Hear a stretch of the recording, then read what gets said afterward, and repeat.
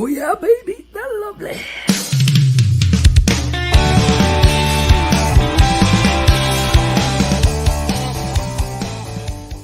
We now wander off the beaten path with an update from the Reefer Reporter.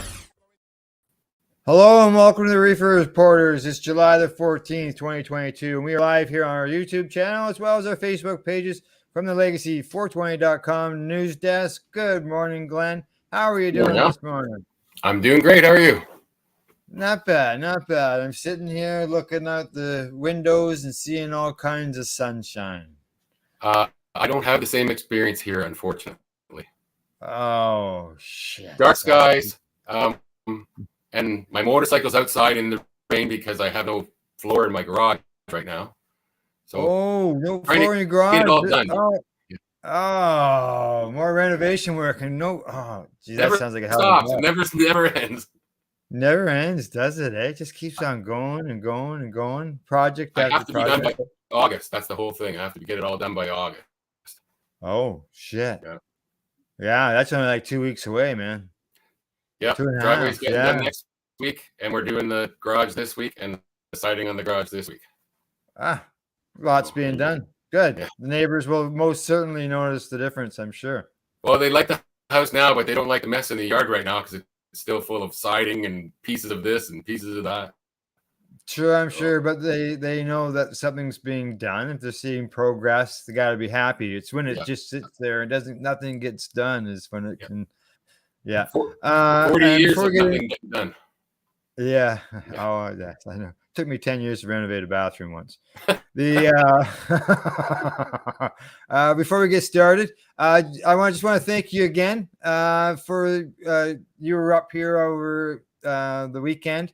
And you dropped by on Thursday with some Humber Valley Kush clones for me, some cuttings, and they are still standing up.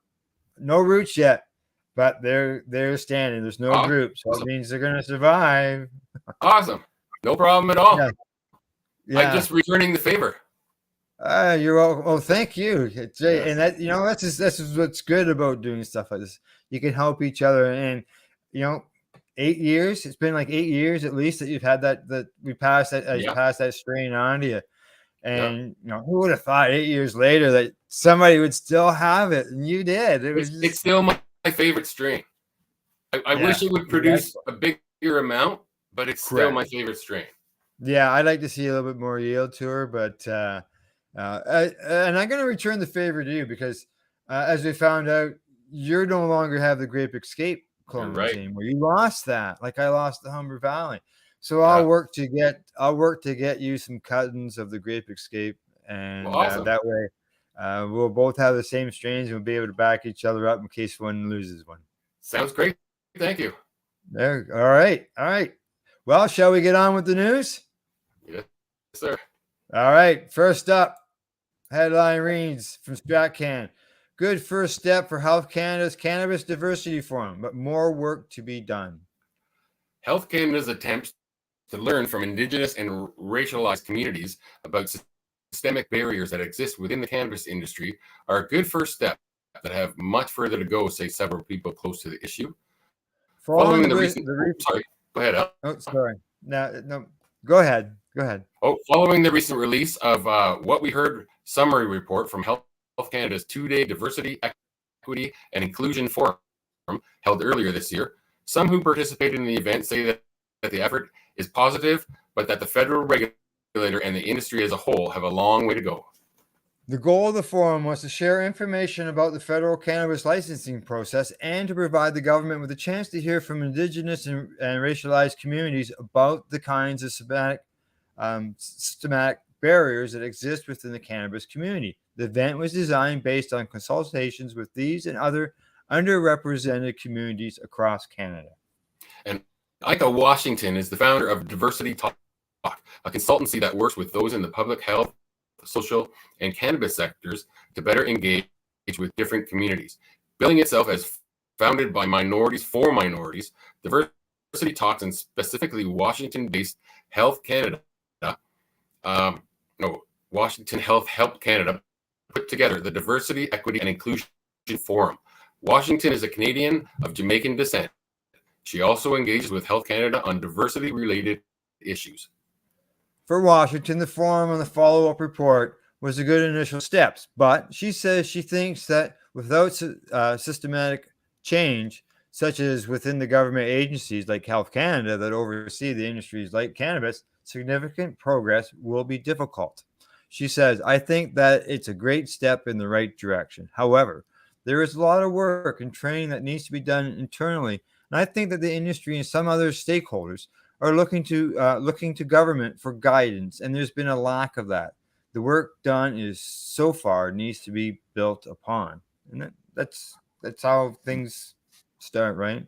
Unfortunately, Yep. I don't know. It starts and you got to build on it, and that's the way it works. Rather than just holding a forum and moving on from the issue, Washington says she wants to see active and long-term engagement with racialized communities to better address the kinds of systemic challenges they face when trying to enter and then operate within the cannabis industry.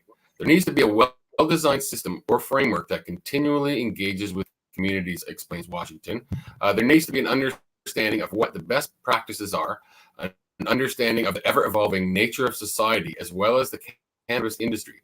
And there needs to be more focus on what equity, inclusion, and diversity mean, and what does that mean for different communities and how they engage with policies, and if these policies are actually working, and are they actually being implemented? Ashley Athill, the CEO and co-founder of Harvester Cannabis, a microproducer in Ontario, attended the event, and she thinks this summary report from Health Canada did a good job covering the issues brought up in the meetings. But she would like to see the federal regulator doing more to support underrepresented communities in Canada, similar to the support provided for Indigenous Canadians. Health Canada provides an Indigenous Navigator program for Indigenous Canadians who apply through the program that provides assistance throughout the licensing process.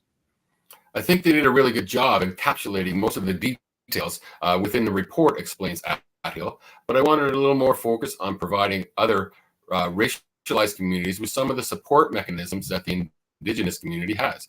I think the Navigator program has a lot of good elements to it that I would like to see extended, although I can understand why it has created specifically for those communities.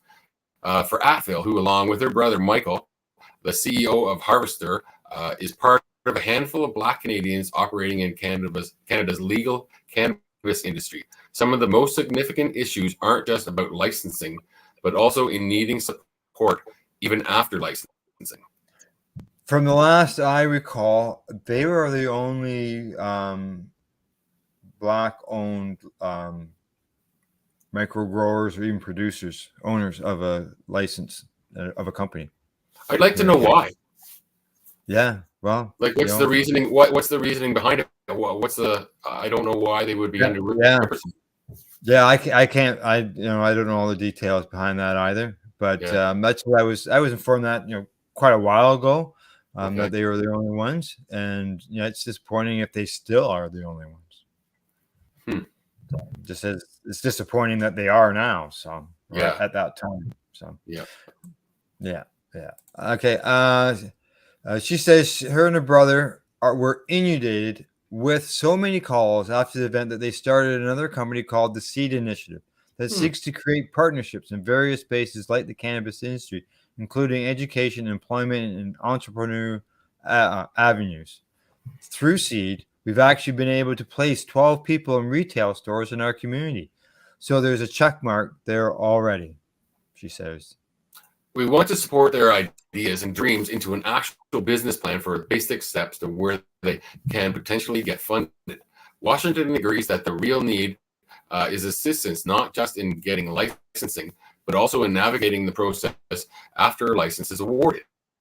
We need help with the entire process after the licensing process, she explained. How are LPs being supported, especially those have to overcome so many barriers to get to that point of licensing? Yeah, a lot of these barriers carry over, like financial barriers. So there are different aspects of it. Some hand holding is done until you get a license. If you get handheld, but then after the license process is done, it's like, okay, well, good luck. Just remember to pay your taxes and annual fees. You have to pay us. Good luck. Yeah. It's distant to failure for some people who don't have those resources or need that continuous support from the government. It sounds like a program that should be spread across everybody. It seems to me that these are the things, these hurdles that everybody seems to be facing the same things. Yeah. Especially in Ontario where they have so many. Oh, a lot of stores here, yes. Yeah. And producers and licensed producers. So yeah, so I think this may be a program that would be suitable for right across the board, maybe. Yeah. Albert Epping, owner of BC Cannabis Inc., a micro producer on Vancouver Island in British Columbia, says he was unable to attend the event, but echoes the sentiments of Washington and Athill in regard to the need for more post-licensing support. Epping says he was able to utilize a navigator and says it helped him in some ways, but feels it could go a lot further. Unfortunately, I've lost you. Oh, the navigator was okay, but what we need is from the government agencies, but they won't touch us because it's cannabis. That's my side of actually starting a company in this industry. I've asked for assistance and it's zero. Even getting a bank account is being hard. So that's what we need help with. And that's what everybody seems to need help with. They do, exactly. Athill at Harvester says she has seen some pushback from some in the cannabis industry at the very idea of needing this kind of support, not only because of systematic injustices, but because a more accessible industry to all will strengthen the industry as a whole. She says that nobody is trying to exclude you. You're already here. But if you're looking at it from a level where Canada is considered a global leader in the cannabis space, if you truly want to continue that, we have to make these connections and build the industry properly, especially when America comes online. Honestly, it's a little disheartening, the fact that Health Canada really took a step that no other country has taken, at least federally, to acknowledge the challenges that Black, Indigenous, and other racialized groups have to deal with. I understand it's not everyone's lived experience, so they don't know. But coming from the side where people feel comfortable coming to Michael or myself at Harvester, there's an interest to participate in the cannabis industry, and we need to support that. Yeah, exactly. Diversity, we've talked about that going on down in the States and some of the local end of things. And we've commented about, the lack of that's happening here in Canada. So it's good to see that there's some discussion and we got to get that into action. Yep. Yeah. All right. Next article, also from StratCan. Headline says microbial testing's doubled standard. A double standard. Oh, microbial testing is necessary to ensure that cannabis products are safe to consume. However, the risks associated with microbial levels vary according to the product and how it is consumed. In Canada, it is complicated by a challenging regulatory environment. It can be a windy road to follow, says Christian Poole, Director of Sales and Marketing at Steep Hill, a cannabis testing lab in Toronto. Ultimately, Health Canada indicates that both the European pharmacopoeia and the United States pharmacopoeia can be followed. A pharmacopoeia establishes standards of medicines for food ingredients. In Canada, a company must decide whether it will be following EP or USP. However, the limits are often modified or combined in different ways. This depends on what the pharmacopoeias allow and on client flexibility. Now, according to Poole, he says that wherever it gets even cloudier is that some labs and clients have taken both sets of guidelines and used them in a harmonized fashion to justify specifications that make the most sense for their products.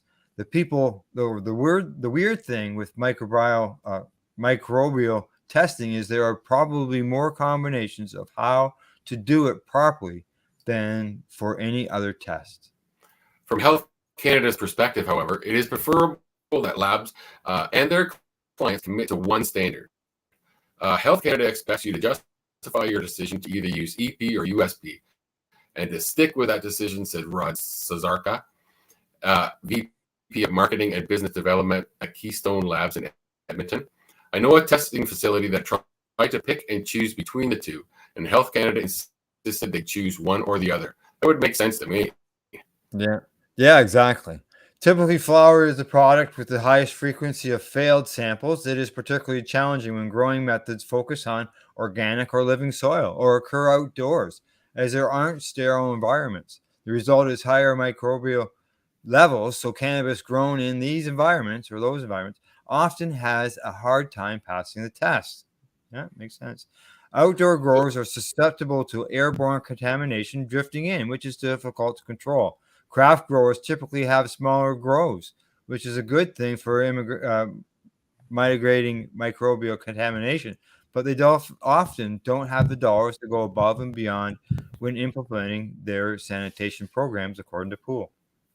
And Poole adds that large-scale growers can have more issues mitigating microbial contamination. The well-funded companies have the resources to implement the latest and greatest in technology and expertise, but it can be difficult to scale perfectly.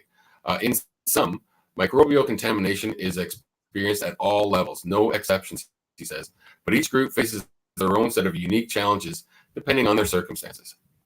I'm sure they do. Yeah. Inevitably, for some smaller operations, LPs with outdoor grows, the regulations have given them no choice but to resort to irradiation, also sometimes referred to as e-beam.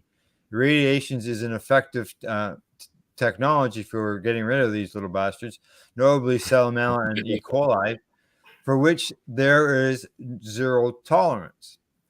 Now, it says here some producers have enforced to irrigate by their processors, according to Velvet Kavanaugh, founder of Phenolic, a cannabis business consultancy in BC. They say, in one case, I was told by a cultivator that the processor's insurance company was requiring that all their flower to be eradicated, regardless of the test results. And I guess they want to make damn sure there's nothing in there that they can get sued for, right? Yeah. Even though it passes tests, we still want you to zap it. Yep. Zap it, and it's like they do with milk, pasteurize it, and they do it with all kinds of products. Yeah. The demand for irradiation is based on the high microbial testing failure rate of some products. Though microbial testing costs are not high, they can range from $30 for Salmonella and E. coli to $60 for total aerobic bacteria. They are a heavier burden on smaller producers, given Health Canada's stipulation that each batch must be tested. Shipping costs are also a factor. And the real issue, however, is time. Yeah. Cannabis clients want test results as soon as possible to get their products out of quarantine and to the market, according to Sarsky from Keystone Labs. A polymerase chain reaction, PCR, test can be done in 3 or 4 days, but the gold standard is to use plates for incubation and visually counting the colony-forming units, which can take a week or more, and which we deploy exclusively. The challenge with PCR testing is that it is designed for identification. It's harder for quality levels. And aside from flower, some mechanically extracted concentrates, such as hash, rosin, etc., can also have microbial contamination. Extracts in general have fewer issues. This is particularly true if they go through a solvent-based extraction process. Given that the solvents like ethanol and butane kill off a lot of microbial contamination during the extraction process. Many producers have a pretty good idea whether their product will pass microbial testing or not, says Poole. Some producers who likely know when they have a product that won't meet testing specifications will remediate the product before it even goes for microbial testing. Yeah, I wonder if they test your butane, just out of curiosity. This can make sense for the contents of risk management and cost control, though it is possible that a product can be too contaminated even for irradiation to resolve. Most products that would otherwise fail microbial testing will likely pass after being zapped. They say that these tests aren't easy to pass, but the nice thing about microbial is that you have an out. With pesticides and metals, you can't get rid of them. But with microbials, you can eradicate the product and get it to the market. Otherwise, it goes to the dumpster. So they sell you dead stuff instead of live stuff, I guess. Yeah, I guess that's exactly what they are. That's what it is. It's still there. It does not leave, right? It's still there. No. It's just dead. Okay. Most producers aren't about to promote the idea that their products are being irradiated, especially if the brand is heavily reliant on a natural image, though there is no evidence that irradiated products negatively affect human health. On the contrary, it is the microbials that are the risk. There are some concern that irradiation might reduce terpene and cannabinoid levels. For the most part, it's not something producers prefer to shout from the top of the mountain, said Poole, regardless of its efficacy or its effect on product quality. Producers in Canada are using these services. Now, just think, would you, like, I don't know where the guys come from. What company want to say, hey, our eradication process, or zapping process, they call it, it makes terpenes and cannabinoids explode. Yeah. Nobody wants to mention anything like that at all. Nobody wants to mention that. Now, from what I've been told is, yeah, there is damage caused by it. Okay, I didn't know one way or the other. Yeah. It's it's a process that's used in food products and stuff that come in from other countries. So people have been doing it for years, but yeah, this is stuff that people are smoking, putting in your lungs, right? So, yeah. Let's see, where were we?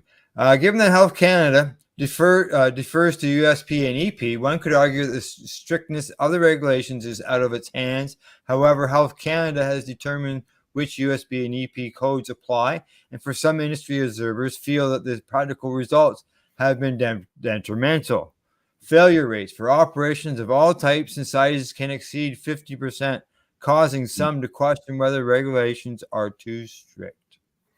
And the Canadian perspective seems to be that more informed by pharma, with a focus on sterility rather than on agriculture, and the fact that it is a living crop, says Kevin. Of course, safety is important, but we need to look at it in the bigger context of what's realistic for the product we're testing, the way it is produced, and the intended use. One challenge that the plant is that the plant is grown outside and organically, for example, will be exposed to soil bacteria that promote growth, some of which can transfer to the plant.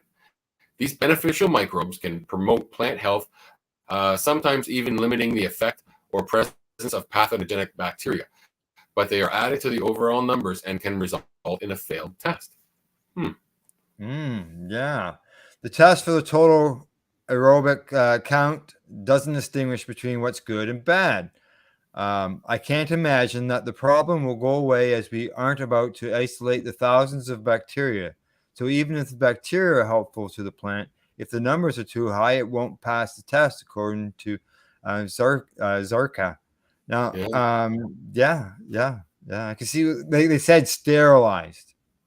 Yeah. And apples and oranges and stuff like that aren't subject to sterilization. Yeah. But Yeah. I just wonder, because apples and oranges, you're eating the inside of the fruit mostly, right? Yeah. You're not eating the skin. Well, you're not eating. You're eating the skin though. But and then can the stuff absorb into the skin of an apple? Yep. Or an orange? Yep. Interesting stuff. Yeah. All righty. Oh, you want to move on? Nope, we're at the bottom of the article, anyways. Health Canada still has to chart a path forward in the industry that is experiencing new product rollouts. I think that will be interesting to see how HC addresses the regulation on micro testing for the new product category of infused pre-rolls, said Poole. They currently fall under the extracts category officially, but contain mostly flower, which can have some challenges passing the micro limits required for extracts products. Oh, yeah. I can see his point there. Yeah, how because that's something that's combined. Yep. Yeah, exactly. And I actually had one of those over the weekend. It was actually something that had some. I rolled a joint, and a friend come along and had some oil, so we put some oil on the paper, and then I took that paper and added some kiff to it on top of that. So it was good. All right, on to the next story. Headline, according to Mugglehead magazine, says Trees finishes acquiring Camp Cannabis pot shop. The retailer company Trees Corporation has added one more cannabis shop to its storefront or store footprint. On Wednesday, the company said it had acquired 100% of the equity interest of Camp Cannabis Ontario Limited from Barnard Can Limited. Camp was once licensed cannabis shop in Burlington, Ontario, that is located in the heart of the city, which has been operational since February 2020. The location was a round 2 license lottery winner, which made it one of the earliest entrants to the community. Trees paid $25,000 in cash to Camp following a payment of $50,000 previously given, as well as any working capital deficiency or excess paid in accordance with the SPA. Camp has debts of around $380,000. That includes $300,000 owing to Trees from a promissory note in March of 2020 and $80,000 in a third-party vendor. In closing, the further debt in the amount of $350,000 owing by Camp to a creditor was terminated in exchange for the issuance of Trees of an unsecured convertible debenture in the amount of $180,000 payable to the creditor. In March, the Trees entered into an agreement to purchase all of the issued and outstanding shares of Camp, which included 3 additional stores in Ontario, but the previous agreement was terminated in agreement with both parties. The previous agreement involved buying the shops in Burlington, Milton, and Canada, as well as a 4th location in Gloucester to be open soon. We're thrilled to add Camp Cannabis in Burlington to our growing portfolio of successful Trees branded storefronts in Ontario, now counting 13 stores nationwide. Trees CEO Michael Klein.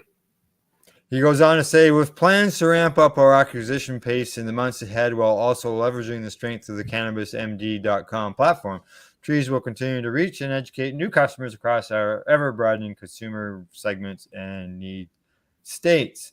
There we go. Just as we're seeing a little bit drips and drabs, as people predicted, there will be takeovers.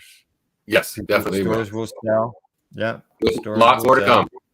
Yeah, exactly. And they're talking a few bucks there when it comes to debt too.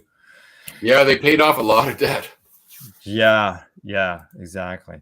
All righty, that's the worst thing, debt on a store. So next up, this comes from MJ Biz Daily. U.S. cannabis companies tread cautiously into turbulent Canadian markets. A growing number of American companies are wading cautiously into Canada's competitive cannabis industry in search of new revenue streams and, in some cases, relatively cheap assets. Executives at a variety of U.S. cannabis companies, from technology and events firms to beverages and edibles businesses, told MJ Biz Daily that they find Canada's essentially regulated market appealing.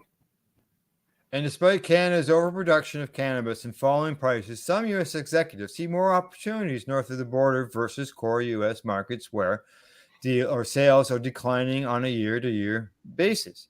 That's especially true in more mature state markets such as Colorado, Nevada, and Oregon. The U.S. is a high-growth market in the aggregate, but if you look at it on a state level, excluding recently legalized states plus California, market growth is beginning to flatline, if not slow significantly, said Michael Osak, president of Toronto-based Quanta Consulting. For growth-focused, publicly listed U.S. companies at a 10,000-foot level, Canada could represent an appealing market based on market size and regulatory clarity. Now, according to New York-based Cantor Fitzgerald, Canada's recreational cannabis market grew 21% in the second quarter on a year-over-year basis, while the financial services firm estimates U.S. growth will be just 1%. In addition to sale trends, OSAC noted that Canadian assets are relatively cheap at the moment, and the lower Canadian dollar makes M&A in Canada more appealing in some cases. For U.S. bargain hunters with cash, you can pick up a lot of quality assets from hungry sellers on the cheap, he said. That was the route taken by California-based cannabis technology company Blaze Solutions. In May, Blaze acquired Vancouver-based dispensary point-of-sale software company Greenlight for an undisclosed sum. Yeah. Chris Vilas, CEO of Blaze, says the company was looking for new growth outside of its core markets. He says that there's growth in the U.S., no doubt, and we're excited about that. But at the end of the day, there is a limited total addressable market. So we asked, where could we go and be smart and win some market share? From our point of view, is strategically looking at getting more market share without cannibalizing our own technology and finding a partner who can open up that new market. In a news release announcing the acquisition, Viola said the purchase gives customers the ability to expand their footprint into the U.S. or Canada using this same software provider. It is essential for increasingly sophisticated cannabis retailers in states near the border, he added, citing Michigan, New York, and Washington states as examples. So far, most U.S. cannabis businesses expanding into Canada have been ancillary companies that don't touch the plant, as opposed to cultivators and retailers. But some U.S. infused product manufacturers are heading north of the border to sign deals with Canadian companies, including licensed producers. The licensing and partnership deal allow the Canadian companies to produce edibles and other infused products according to manufacturing specifications of the U.S.-based company. Some of the U.S. companies that would... Go ahead. Some of the U.S. companies that would want to enter Canada are edibles brands looking for new revenue opportunities and ways to extend their brands, business advisor Osak said. Edibles are growing in a lot of the United States, albeit from a small base. U.S. edibles companies would look to license their formulations and brands to Canadian LPs, he said, adding that some have already done this successfully. One U.S. edibles company eager to expand into Canada is California-based Kiva Confections, which announced a deal in May with Montreal-based license holder Green Tone. The arrangement will allow Kiva to offer its edibles at retail outlets across Canada. Ben Schultz, who heads up new market expansion for Kiva, says the company has traditionally expanded into new markets through licensing and partnership deals. Schultz said some arrangements are one way of mitigating risks. The company doesn't have to shell out big bucks to build its own manufacturing facilities. That's the expansion look for us from cash flow standpoint. We haven't had to spend $10 million to set up in Canada, which plenty of people have done, for better or for worse, he said. We found a great partner who has the facility, licenses, and team in place to help us manage and navigate. I wasn't an expert coming in on the Canadian market rules and regulations, so we had to rely heavily on our Canadian partners to help us navigate the various nuances of the Canadian market. Kiev wasn't dissuaded by Canada's hyper-competitive edibles market or the country's patchwork of provincial regulations. Schultz says that we have a lot of experience in the U.S. rolling out our product to different states and territories that have different rules, way more different market to market than Canada. We've got a lot of experience adapting our brands and products to the regulations of each location. And another U.S. company seeking to make inroads in Canada through a partnership is the business-to-business cannabis trade show operator Hall of Flowers. Hall of Flowers Canada, set to take place in Toronto in mid-September, offers a retail environment that helps brands and retail buyers do business. According to a news release, Hall of Flowers Canada intends to bring together at least 200 brands and 1,000 retail leaders. That sounds interesting. I haven't heard of this event. I'm gonna have to do a Google search on that. Hall of Flowers. Yeah. And it's gonna be in September. Okay. Danny Diamond, Hall of Flowers founder and CEO, called his company's expansion into Canada a calculated risk. But it's not without risk. Lift & Co., the largest cannabis trade show in Canada, went bankrupt last year before some of its assets were scooped up by Virginia events company MCI USA. And TUI Expo also had the big trade show well before. That was back in 2010 to 2014 or 2013. So Diamond said, what's that? It was a lot of fun doing those shows. Yeah, it sure was, wasn't it? And they've changed. They've all changed over the years, that's for sure. Diamond said that the opportunity to bring the Hall of Flowers model to Canada presented itself when Krista Raymer, a co-founder of Ventrilo Group, a retail cannabis consulting firm based in Toronto, reached out with the idea of bringing the event up north. And working with us was a way that Hall of Flowers team was able to mitigate risk with our knowledge and relationships within the Canadian market, Raymer said. We have the boots on the ground, which might otherwise constrain the Hall of Flowers team during the day-to-day operations. And we were able to reflect the nuances that are vital to making the show a success up here. Other U.S. companies recognize opportunity in the Canadian market, but they also see it as a way to prove out new cannabis products in one of the few federally regulated recreational markets in the world. According to Paul Weaver, head of cannabis at Boston Beer Company, says that we built our plan to de-risk as much of the unknown as we could. Rather than making a big splash by buying a cannabis producer and bottling plant, Boston Beer signed on strategic partners in Canada to produce non-alcoholic THC-infused teas dubbed Teapot. Wow. The company launched this product in Canada via a 3-tier, multifaceted supply chain partnership with Peak Processing Solutions in Windsor, Ontario, and Entourage Health Corp, an Ontario-based grower and distributor. This is a new state of the union for the industry.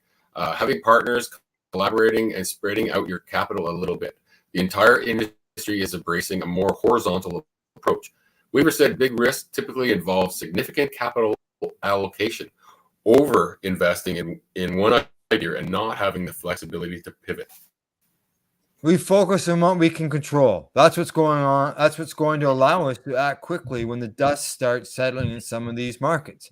Referring to up and coming European markets, Weaver says, flexibility in Canada allows us to test, learn, and build an amazing product around Teapot. So we're testing Teapot, I like too. the name.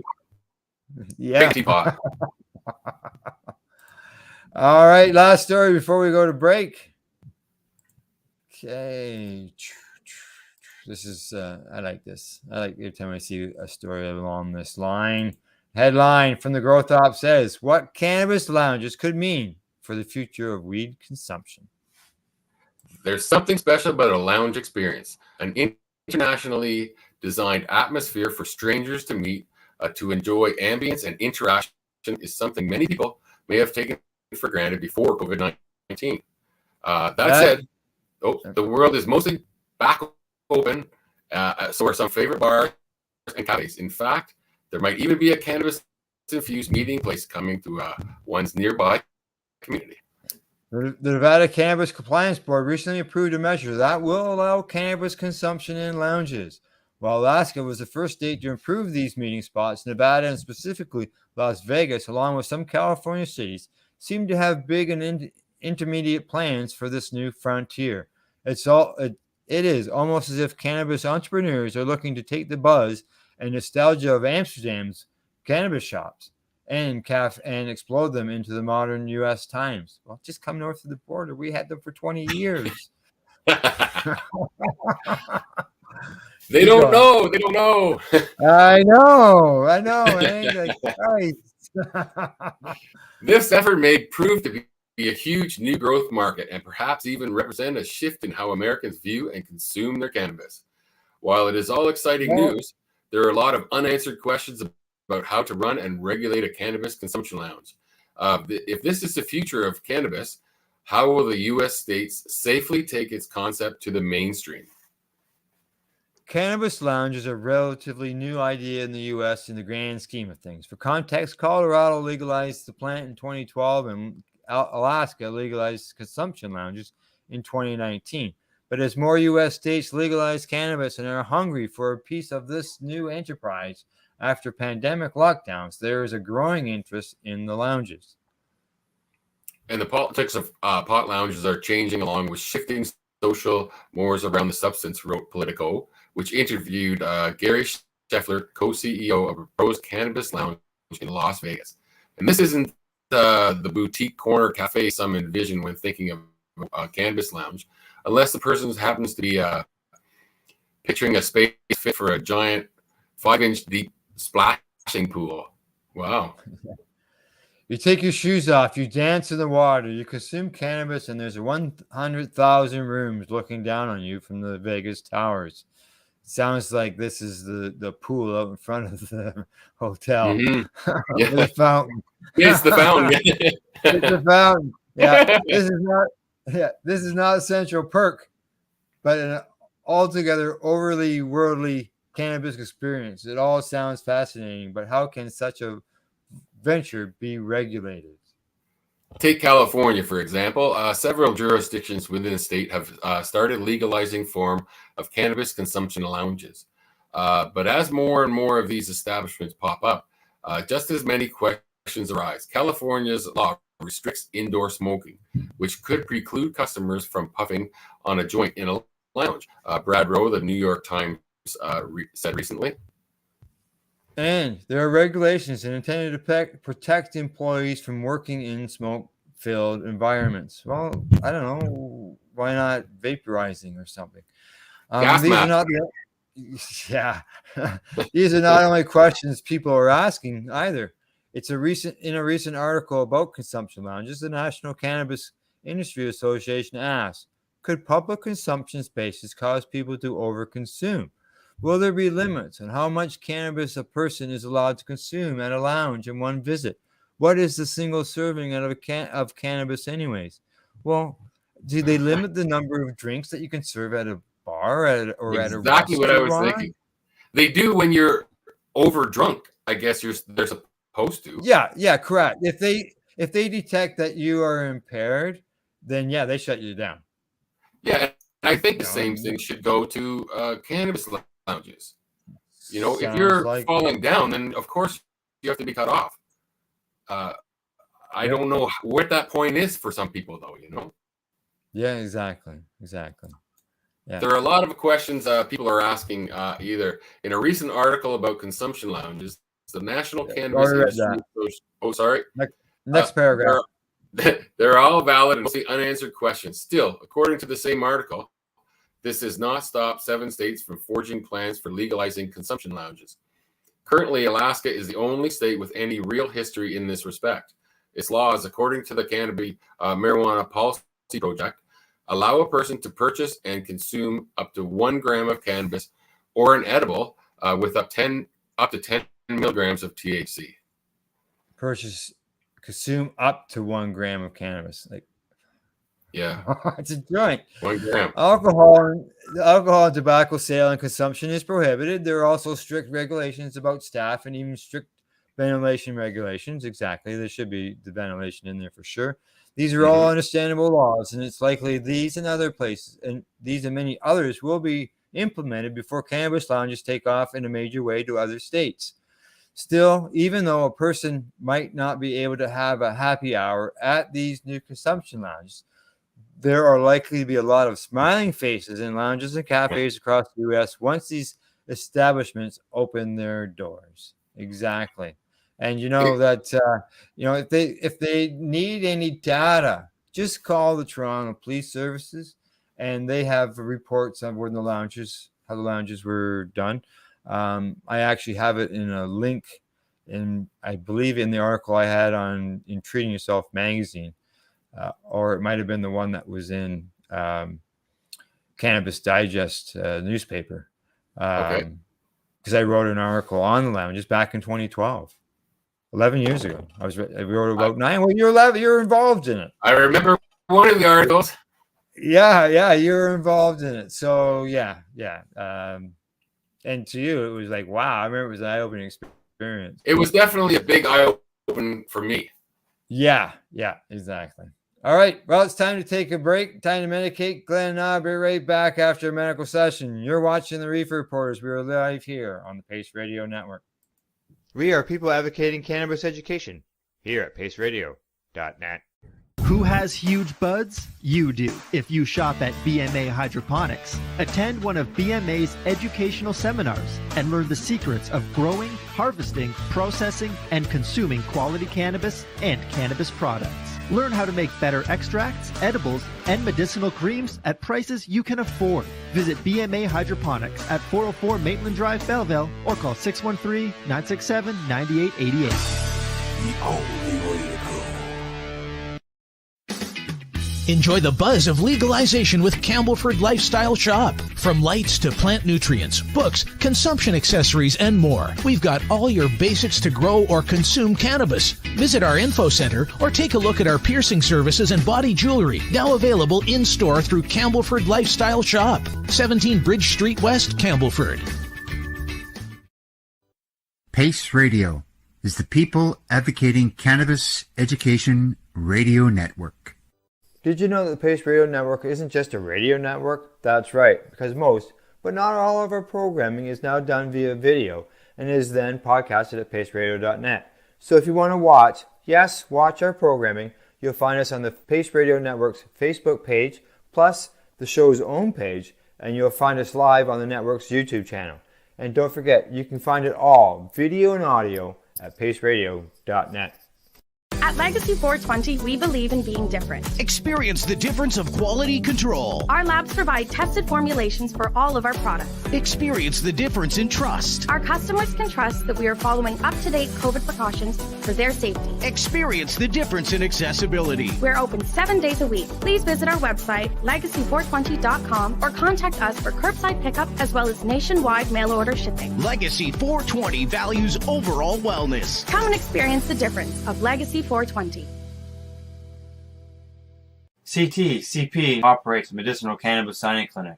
If you want to grow your own medicinal cannabis and are located anywhere in Canada, then I'd like to suggest that you give them a call. They can be reached at 1-613-967-9888. That's 1-613-967-9888, and grow on with CP. Catch the Reefer Reporters Mondays and Thursday mornings at 10 a.m. Eastern Time, live here on the Pace Radio Network.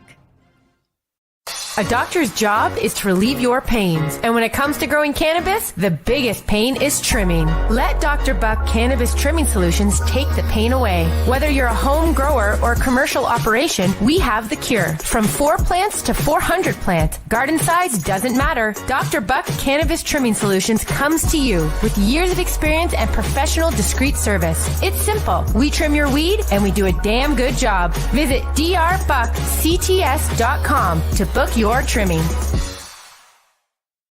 You're listening to the Pace Radio Network here at paceradio.net. And we're back for our medication session. What do you say, Glenn? We've got 5 more stories. As usual, we're long in the tooth. Yeah.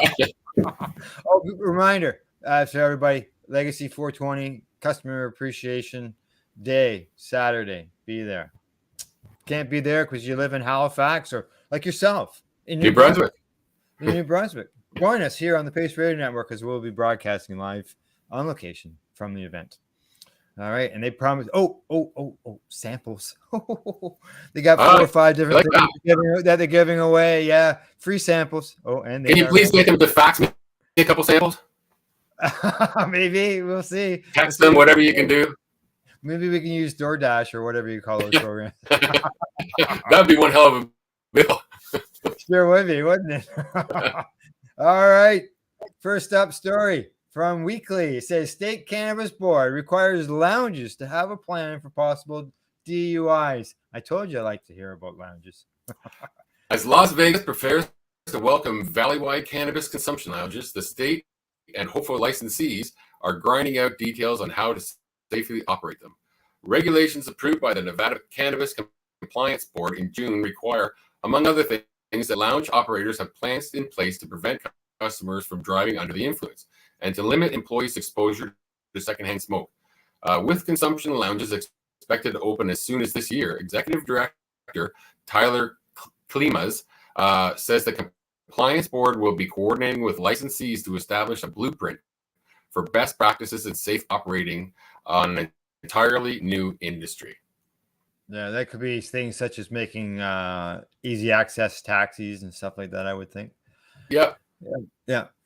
Here in Nevada with consumption lounges, this is a new program, a new license type. So we're really creating this whole part of the industry from scratch. We're really looking to see what the licensees are going to put forth, according to Klimas. The state will issue consumption lounge licenses to 20 independent operators and an estimated 40 to 50 established cannabis dispensaries. Several dispensaries have indicated plans to open lounges pending successful applications and approval from the state compliance board after a few more listening sessions with applicants. The license application period is expected to open in the fall, Kelma says. It's a bar for cannabis people. That's exactly what they're doing. I think it's a pretty good thing so far. The board has recommended a couple measures, partnering with a rideshare service and having no-tow policies to include and require risk mitigation plans. Regulations state that an increase in impaired driving is found to stem from a lounge. The lounge will be required to update its mitigation plan. Clean-Said lounge licensees are expected to report instances of substantial risk of impaired driving, and the Compliance Board's Enforcement Division will be making the rounds on a day 2 of lounges being open to see whether and how regulations could be strengthened. They go on to say that Kelma goes on to say that this is a highly regulated and privileged industry. There's an onus on these operators to let us know. In addition to that kind of self-reporting, we also have our auditors and inspectors because we got a lot of new positions as a result of the passage of legislation. So we feel comfortable with the resources, adding that the coordination with the law enforcement will be integral for public safety. And making connections between forthcoming cannabis lounges and the possibility of increased DUIs might feel like deja vu. Similar to concerns came to the storefront in 2016 when Nevadans were considering legalizing recreational cannabis. The sky didn't fall, right? Sorry? And the sky didn't fall, right? Yeah, nothing happened. Nobody blew up. Nobody died, as far as we know. Keep going. Yeah. Having had recreational dispensaries open for 5 years now, local governments and law enforcement have had some time to adjust to more people in the community consuming cannabis and potentially getting behind the wheel while under the influence. Data from the State Department of Public Safety does not indicate a clear trend with regard to fatal crashes where the driver was under the influence of cannabis. Nevada fatal crashes involving just cannabis increased, they say, by 37% from 21 crashes in 2016 to 29 in 2017. The 28 fatal crashes involving cannabis decreased by about 20%, but increased again in 2019. So it sounds like a yo-yo up and down. Yeah. It's like drunk driving. Some years it's worse than others, I guess. Yeah. Now, according to statements from the Nevada Highway Patrol, troopers are trained to conduct field sobriety tests if an impairment is suspected and can ask for a blood test if cannabis impairment is suspected. They say the individual would need to volunteer for the blood test. If they do not, the trooper would need to obtain a search warrant. According to the statement, they say those who refuse a blood test are subject to the penalty of losing their license for 1 year. The old concerns about cannabis DUI remain, especially with regard to cannabis lounges, now legal places to consume cannabis outside of one's residence or private property. That's all that you're allowed. So tourists going there, they didn't have a residence. They didn't have a, So they can't smoke in a hotel, right? And you can't smoke. You don't have a residence, so people are forced to the street, but that's illegal. Yeah. So I don't know. We seem to be going around in circles every. That's why the lounges are needed. Yeah, that's why lounges are needed. So go ahead. There's no set ratio of how much THC, the psychoactive compound in cannabis, someone consumes in one sitting, and for a true level of impairment. No chart showing how many hours one should wait to drive after smoking cannabis or taking an edible, says UNLV Assistant Professor of Psychology, Dr. Dustin Hines.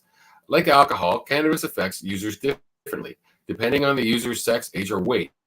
On the other hand, tolerance to THC, which chronic and frequent users develop, factors into how much cannabis a person needs to consume to feel its effect, and the levels of THC that show up on a blood test for impairment. And we've been talking about that for a long time. We sure could. Hines says that there's definitely cases where people have high levels and they're probably not that intoxicated And also you'll have people that have low levels and they're very impaired. He points to research that says that one-time or frequent users' intoxication from one puff to a joint could be considerably greater than that of a frequent or chronic user. It'd be like a non-frequent alcohol drinker having one beer. I know myself. I drink alcohol very, very occasionally, and if I had 2 beers, I would definitely feel it. Oh, I bet you I'd feel one. I haven't had an alcohol drink in over 20 years. I will have a beer when it's really, if it's really hot and sunny, I will have a beer, but that's about my limit. Like I said, if I have 2, I'm half drunk. Yeah. Oh, yeah. Yeah, that's for sure. You can have somebody that actually needs medical cannabis. They show up to work and they're not intoxicated, but because their levels are high, if they get injured, they can be in all kinds of problems because it looks like they're high at work when they weren't, he says. That's what we've been saying about the limits they're doing here with driving. Nevada lawmakers changed the state's DUI laws surrounding cannabis impairment, getting rid of the numerical per C standard to determine impairment. Under per C DUI laws, a driver can be classified as impaired in a court of law if they had a specified level of cannabis or cannabis metabolite in their blood at the time of a traffic stop or incident. Yeah, that could be 5 nanograms. I can tell you and me are over 5 nanograms when we get up in the morning. Yeah, always. And we're not alone. We're not alone on that. There's lots of us who are like that. That would be, subject to that. That's in 2021, the state legislature passed a bill, Assembly Bill 400, getting rid of per se thresholds to establish impairment. Officers still can use other observations and tests, such as field sobriety tests, to determine whether a person who has consumed cannabis is too intoxicated or impaired to operate a vehicle. Although cannabis does not have that same effect on all users, researchers attempt to determine when it is safe to drive after ingesting it. So they don't have any limit. They don't have any THC limit. They got rid of it. I think it's a little better way to do it, but it's also dependent on the police officer, which is kind of subject to the police officer. Exactly. Hines points to one study that says the drug's impairment on driving performance peaks around 20 to 40 minutes after inhalation, and impairment begins to diminish around 1 to 3 hours after inhalation. He adds that the way the drug is administered, whether by inhalation or eating an edible, has an effect on how long a person's intoxicated and potentially impaired. I'm always going to say, as a scientist, that we need more research, Hines says, to better understand how much cannabis is safe to consume before getting behind the wheel. Now, I know in Canada there's been some, I believe it's coming from the government, 6 hours, they say, to wait after consumption. But even if you wait the 6 hours, it's still in your system. So you could still possibly be regarded as being impaired. If they use the number they're using here, most people that I know that consume on a regular basis would not pass. Yeah, exactly. So, I think it finishes up here. For identifying intoxication and possible impairment in consumption lounge consumers, the Compliance Board says it will look for an emphasis on employee interaction and engagement with patrons in order to discourage impaired driving and identify signs of possible overconsumption in licensees' DUI risk mitigation plans. So, they'd be looking for, like I mentioned before, the access to ride services. In bars, sometimes they have the phone on the wall. Taxi. That's all. It's taxi. You just pick up the phone and you can call a taxi, right? Yeah. I've been to many of those places, but it was a long, long, long time ago. Long time ago. I know how you feel, man. Long time. Exactly. Long time. Wow. All right. Next story. This one comes from Mugglehead Magazine. Says that Green Flowers offer to cannabis education via Worcester Polytechnic. Massachusetts, a renowned private research university, has engaged in a new partnership with a California-based cannabis educator. The novel culmination of educational knowledge combined with a rapidly growing industry has led the two learning centers to promise some exceptional results for graduates. On Wednesday, Green Flower announced that 4 new online certificate programs focused on different fields within the cannabis industry were now accepting enrollment through Worcester Polytechnic Institute. These new programs will focus on business, healthcare and medicine, law and policy, and agriculture and horticulture. Designed to help students gain a relevant industry experience and knowledge, the courses will be offered in an online format available to anyone over the age of 18. And I think it's great that now there's and it's here in Canada as well, education being offered to how to do all this stuff. Just like education how to grow agricultural crops, right? Yep. I think they should have been teaching that in high school years and years ago. Yes, exactly. Green Flower views itself as an industry leader in cannabis education. They were founded in 2014. The company's content and technology platform powers cannabis programs at educational institutes throughout the U.S., including the University of Denver, Northern Michigan, and the University of San Diego. And GF prides itself in equipping students with adequate skills and credentials to make a positive impact on the cannabis industry. WPI is an academic institution founded over 150 years ago in 1865.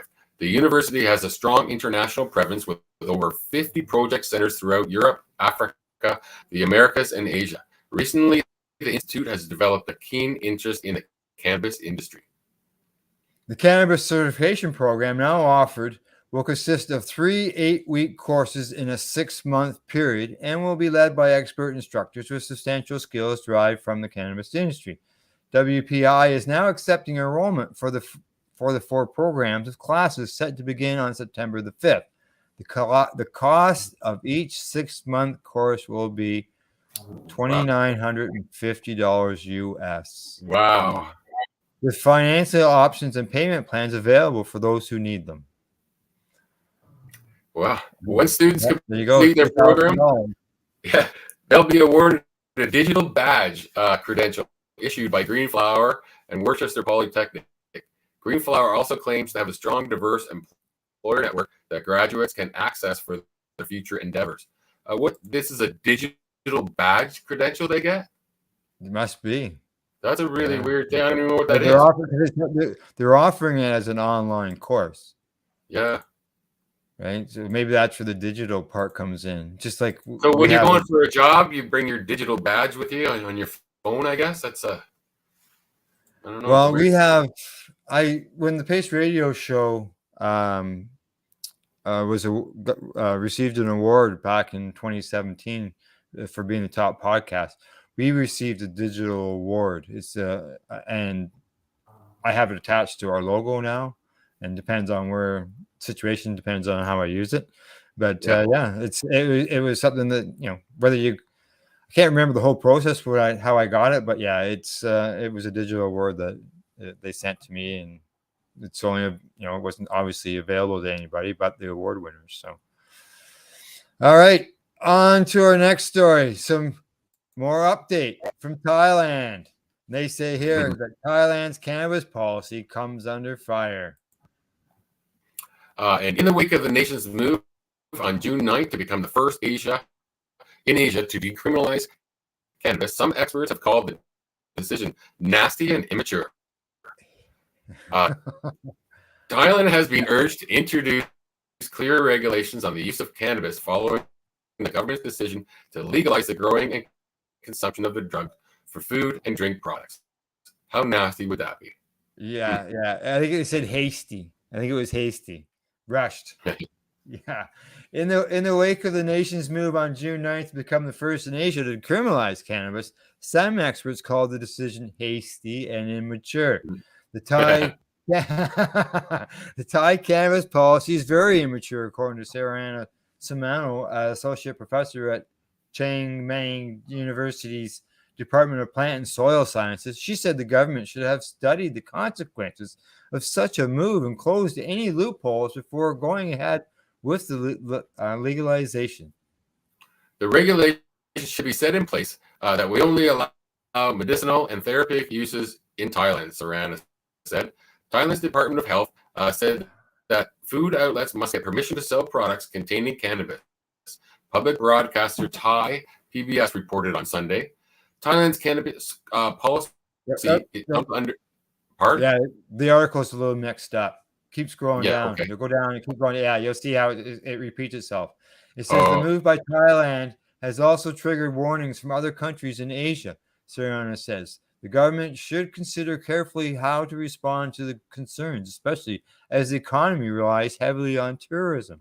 Thai embassies in many countries, including Indonesia and Japan, reminded Thai visitors that they should not carry cannabis or related products to those countries or they will face punishment. Okay, and countries like China also warned their citizens against consuming cannabis in Thailand, saying that they could face legal issues when returning home as the residue can be detected in the body. So what, they're going to test everybody that comes from Thailand? Maybe. The goal of Thailand's move to legalize cannabis is to boost the economy and help farmers, but the decision will spark concerns in society, according to Achal Homan, Director of Regulatory Affairs Department at law firm Tilk and Gibbons in Thailand. The firm has been assigned to handle the corporate establishment of the Thai Cannabis Industry Association. Achachi says that the number of schools in Thailand have banned the consumption of cannabis in any form on their on their premises. Achachi said there are two categories of food that fall under the cannabis legalization provisions: fitness food products and food sold at dining places such as food stalls or cafes. He said that street food stalls or restaurants should also inform consumers that their cannabis-related recipes, despite assurances from the Thai health authorities that they are only promoting cannabis for medical use and not recreational purposes. Sarana said she has not seen details of the control measures or any updated regulations. In response to some doctors' concerns over the side effects of cannabis, including the potential for mental health problems, Ataki says the government is reviewing a draft bill for the use of cannabis and hemp. Says that in this draft bill, there will be regulated schemes or procedures about how the license or the approval system will be made, noting that the major focuses will be on medical treatment. Sarana said she is worried that the adoption of cannabis in the agricultural sector may in turn harm the industry and Thailand's exports, as other countries may be concerned about issues such as whether cannabis biomass is used in animal feed. I don't think anybody's concerned with that. Well, yeah. They started out where they gave out these, they made the announcement and they gave out these million plants and stuff like that. I'm sure there was a lot of people who went, "Whoa," because all the other countries are putting in a regulatory system. It's taking a couple years in order for that to be, written up and be implemented, whereas they came out pretty quick here. Now, as far as whether there was some concern on whether the government was talking medical when it comes to the cannabis use in the countries. Well, I can tell you from all the reports that we've been doing, I'm sure you agree. I'm sure that everyone that we've reported on has said that Thailand is for medical use only. Yes. Yeah. That, and there is some kind of cross because they're saying therapeutic, so that could be therapy of the mind. Yeah. The way I think of it. Right, relaxation is therapeutic. So it is. Oh, for sure. Every use of it is therapeutic in my mind. Yeah. Well, Green Irene's new show here on the network. It's all about relaxing the mind, which is, and I said to her, when people's, stress, all that stuff can lead to medical conditions. Hello, Crohn's disease, right? Yeah. So relaxing one's mind has its benefits. So, All right, on to the next story. Headline from High Time says the fight for medical cannabis in Indonesia, another country over there that's looking at stuff. Yep. Moms for Medical Cannabis Reform is a powerful political and legal concept. Such campaigns have managed to change cannabis laws all over the world. from the United States and the UK to Israel, and now apparently Indonesia. In what may both domestically and globally are calling a potential bellwether case that could flip other Asian and Muslim countries into at least the medical reform column, a group of mothers in Indonesia have filed a lawsuit that is now pending a constitutional court decision. The crux of the case is the plaintiff's request to exclude cannabis from the country's Type 1 narcotics list, which corresponds with the global Schedule 1 regulation imposed by the UN mandate. The proceedings in the 2-year-long case ended in March after judges heard the testimony of 9 experts, including one from Thailand, and after reviewing a wide variety of scientific reports on the medical efficacy of cannabis. There is no time frame for the court to reach their decisions. Beyond this, patients would then have to wait for the government to issue new regulations, which we just discussed. The laws against cannabis use in Indonesia are some of the toughest in the world. The death penalty is not heard of for cannabis offenses. Let me repeat that. The death sentence, the death penalty is not unheard of for cannabis offenses. That said, the country has been wrestling with cannabis reform for the last several years.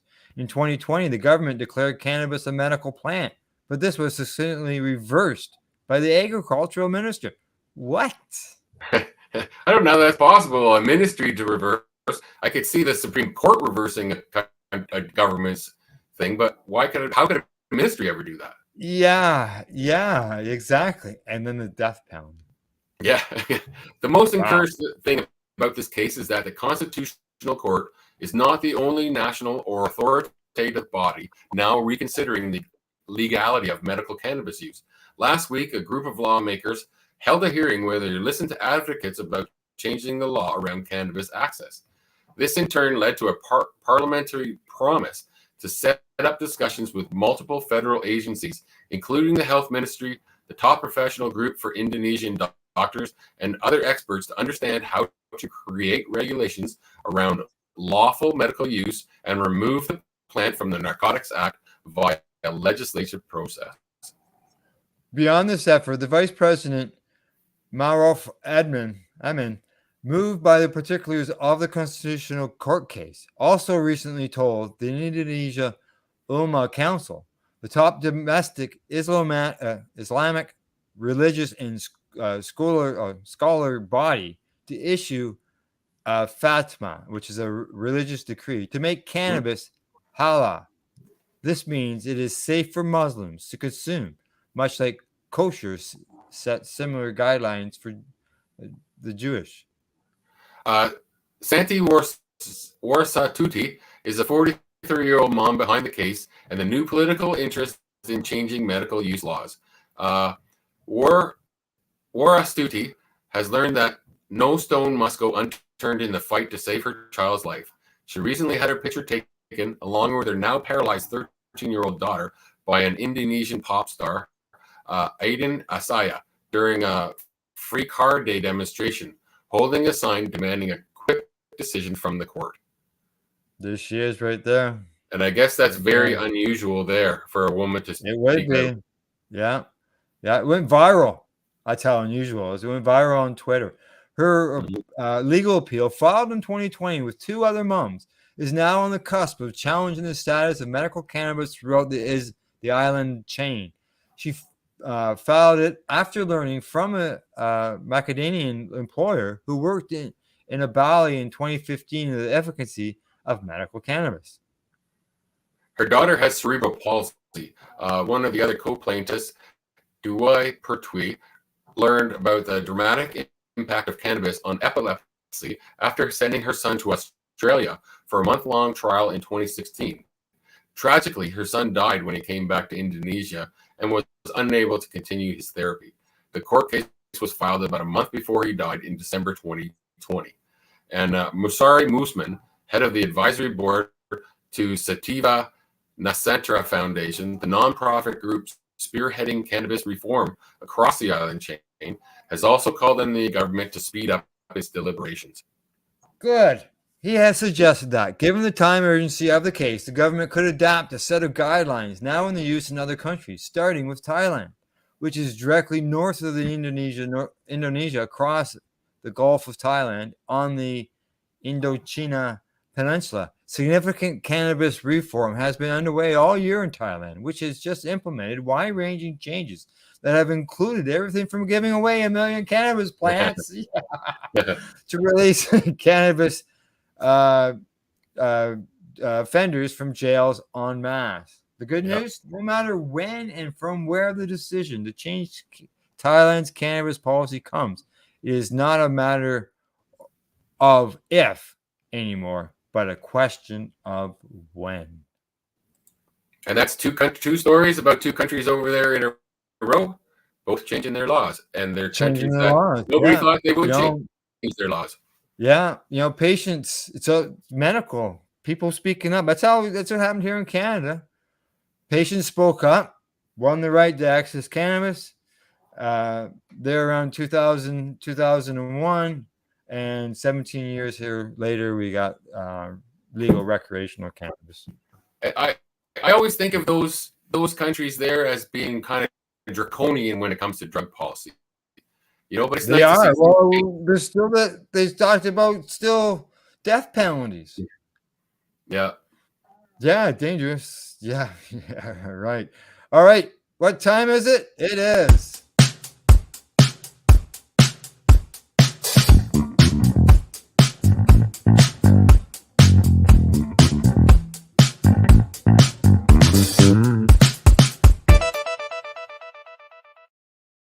That's right. Love it. Time for our mushy moment here. Our news on magic mushrooms, psilocybin, along that line. And the headline in Vancouver Sun says that psilocybin microdoses associated with better mental health and mood, according to the UBC Okanagan study. I'll get that word out. So there you go. You like my little intro? Yeah, I loved it. That was great. I had to do something, like I said last week. I forgot to do it, so I got it done. Obviously, in time for today's show, and we'll run that when we got some mushroom news that we want to bring up, as we did today. Awesome, I love it.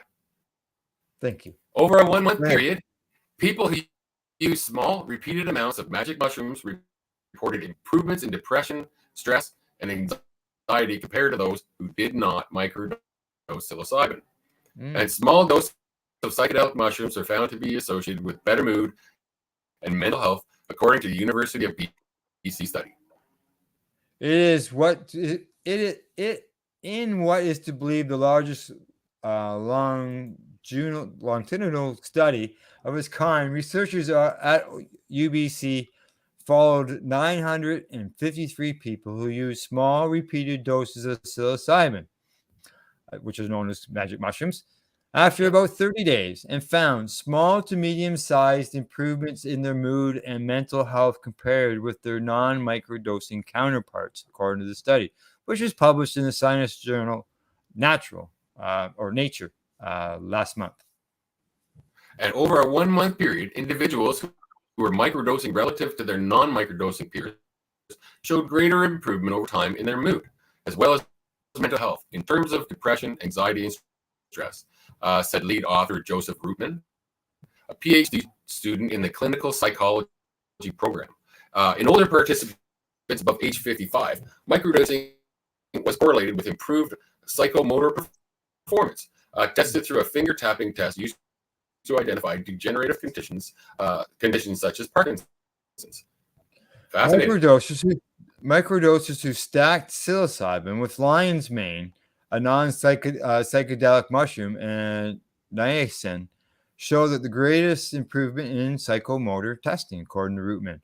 There are relatively few tests elevating psilocybin microdosing. So it's good to see that there's one going on, or has happened. Yeah. Psilocybin is an illegal substance in Canada. While Health Canada acknowledges increasing interest in the potential therapeutic use of psychedelic mushrooms, it notes that there are no approved therapeutic products containing psilocybin in Canada. This study used a subset of participants in a large study of more than 8,500 people from 75 countries using an anonymous self-reported system. 75 countries. Wow. That's a lot of countries are involved in that. Yeah, they're not. The mushrooms aren't illegal here, but the spores, there's no law against them. You'll see in one of our commercials from BMA Hydroponics that there's spores, and that's because spores aren't illegal. It's once they're grown. It's like cannabis seeds. You know, the longest time, people said they weren't illegal, but the plant was. Right? They were selling them as novelties or gifts. Yeah, or you weren't allowed to grow them originally, supposedly. Anyway, exactly. Okay, continue. The study was also published in Nature last year. Found that people who microdose psychedelics like psilocybin and LSD reported fewer symptoms of depression, anxiety, and stress. UB professor Dr. Zach Walsh, one of the study's authors and Rootman's research supervisor, said that an initial study highlighted it all to use psychedelic drugs to treat mental health conditions, or not just to get high. Yeah, Walsh goes on to say, we have an epidemic of mental health problems with existing treatments that don't work for everyone. We need to follow the lead of patients who are taking these initiatives to improve their well-being and reduce suffering. Rootman said the studies are surveys and are not designed to separate the placebo effect on participants' reported mental health and well-being, but could pave the way for more rigorous placebo-controlled studies in the future. And our findings are providing an avenue where we can begin to look at alternative options and investigate whether there are some treatments that can benefit these individuals. Yeah. Sounds good to see a study done right here in good old Canada and showing the benefits. Yeah, I wish it was a more controlled study with some placebo like they said they're going to do next time. Yeah, I can see that. It's the same kind of thing of them studying cannabis before it was legal here and in the States. You know, they kind of put the kibosh to any studies. So I'd like to see them do bigger studies with placebos involved. Yeah. Oh, I think there are some out there. This particular one didn't, and they'll be happening. So, and some people in general don't like self-reporting studies because I understand that concept because some people, it's the same with reporting on a product. You know, some people are really high on it and they had a good experience, and the next person didn't. So it's kind of iffy that way. Yeah. All right. Well, anything offhand before we sign off? Nope. I'm doing great today. Just working on my jackhammering skills. All right. You keep working on those skills, and I'm going to go close the sale of my home.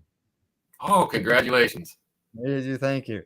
All right. That's a Reefer report from the Legacy420.com news desk.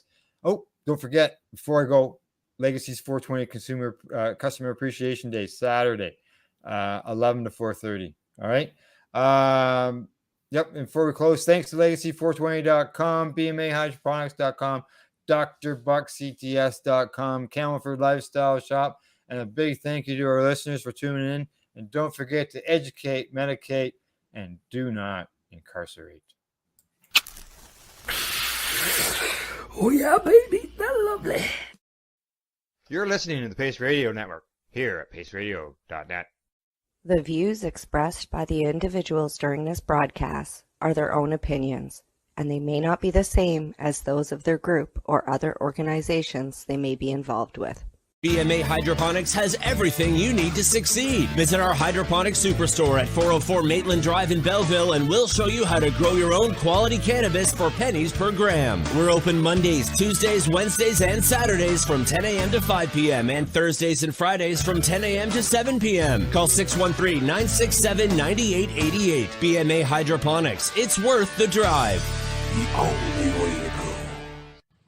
At Legacy 420, we believe in being different. Experience the difference of quality control. Our labs provide tested formulations for all of our products. Experience the difference in trust. Our customers can trust that we are following up-to-date COVID precautions for their safety. Experience the difference in accessibility. We're open 7 days a week. Please visit our website, legacy420.com, or contact us for curbside pickup as well as nationwide mail order shipping. Legacy 420 values overall wellness. Come and experience the difference of Legacy 420.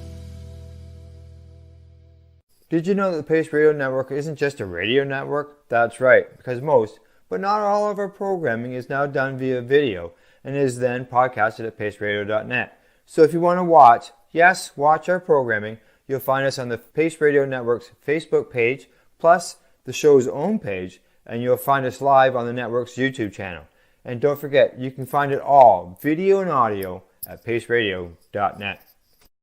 A doctor's job is to relieve your pains. And when it comes to growing cannabis, the biggest pain is trimming. Let Dr. Buck Cannabis Trimming Solutions take the pain away. Whether you're a home grower or a commercial operation, we have the cure. From 4 plants to 400 plants, garden size doesn't matter. Dr. Buck Cannabis Trimming Solutions comes to you with years of experience and professional discreet service. It's simple. We trim your weed and we do a damn good job. Visit drbuckcts.com to book your trimming. Enjoy the buzz of legalization with Campbellford Lifestyle Shop. From lights to plant nutrients, books, consumption accessories, and more, we've got all your basics to grow or consume cannabis. Visit our info center or take a look at our piercing services and body jewelry, now available in-store through Campbellford Lifestyle Shop, 17 Bridge Street West, Campbellford. You're listening to the Pace Radio Network, here at paceradio.net.